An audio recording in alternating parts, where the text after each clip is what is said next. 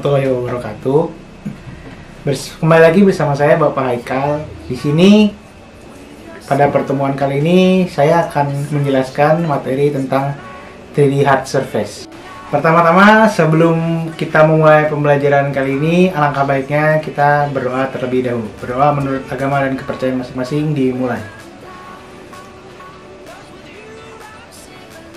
Berdoa selesai. Assalamualaikum warahmatullahi wabarakatuh. Saya Bapak Haikal. Kali ini saya akan menjelaskan materi tentang 3D hard surface. Sebelum kita memulai, saya akan menjelaskan tujuan dari pembelajaran hari ini. Yaitu yang pertama, siswa dapat menyimpulkan apa arti dari animasi 3D. Yang kedua, siswa dapat menjelaskan teknik-teknik animasi 3D. Kemudian yang terakhir, siswa dapat membuat objek animasi 3D hard surface menggunakan Blender dan aplikasi 3D lain. Karakteristik objek 3 dimensi. Definisi animasi identik dengan urutan gambar atau image yang ditampilkan secara berurutan sehingga menimbulkan kesan gambar tersebut bergerak.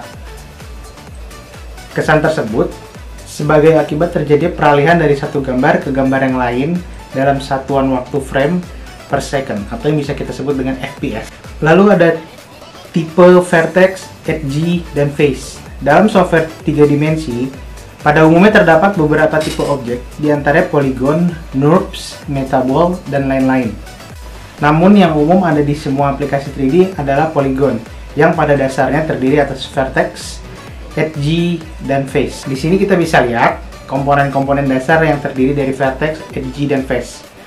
Yang pertama, vertex itu adalah titik-titik yang dihubungkan dengan edge sekaligus sebagai komponen paling dasar dari objek 3 dimensi. Guna melakukan manipulasi pada posisi vertex dapat dilakukan menggantikan nilai koordinat X, Y, dan Z pada vertex tersebut.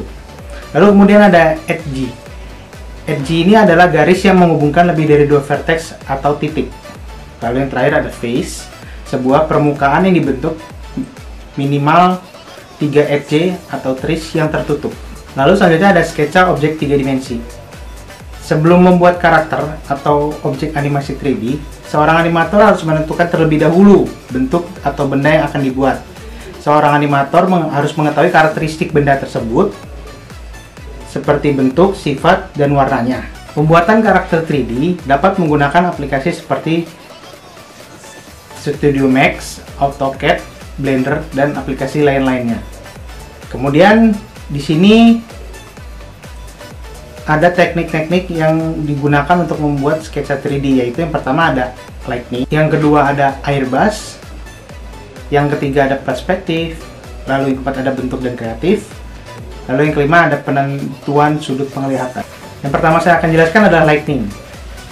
Hal pertama yang patut diketahui dalam pembuatan teknik animasi 3D yaitu dengan pensil menentukan sudut pandang di area yang memiliki jarak dari pencahayaan. Lalu yang kedua ada airbrush. Airbrush ini identik dengan teknik yang menciptakan lukisan dengan berprinsip pada kedalaman yang realisme. Lalu yang ketiga ada perspektif. Menentukan perspektif adalah hal yang sangat rumit sebenarnya.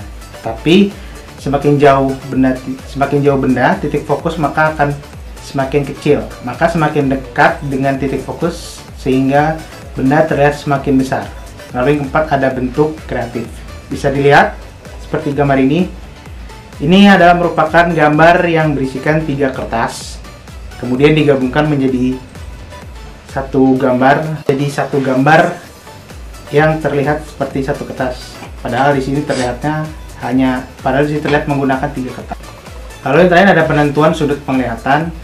Setelah sketsa tadi selesai dikerjakan, maka langkah selanjutnya adalah menentukan sudut pandang penglihatan. Sudut ini sangat menentukan dari pengambilan gambar dengan kamera ataupun menentukan arah seorang animator dan melihat efek dari sketsanya.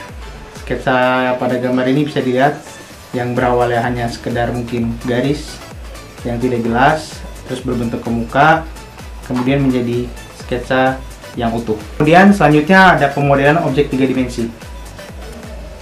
Kelompok media 3 dimensi dapat dikategorikan menjadi sebuah benda asli maupun berwujud benda tiruan yang mewakili aslinya.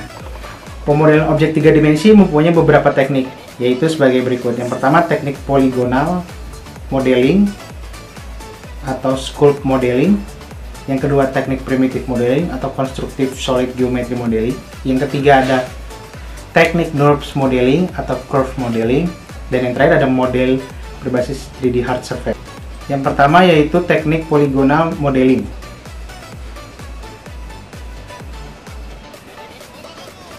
Teknik ini adalah teknik yang paling banyak dipakai untuk modeling.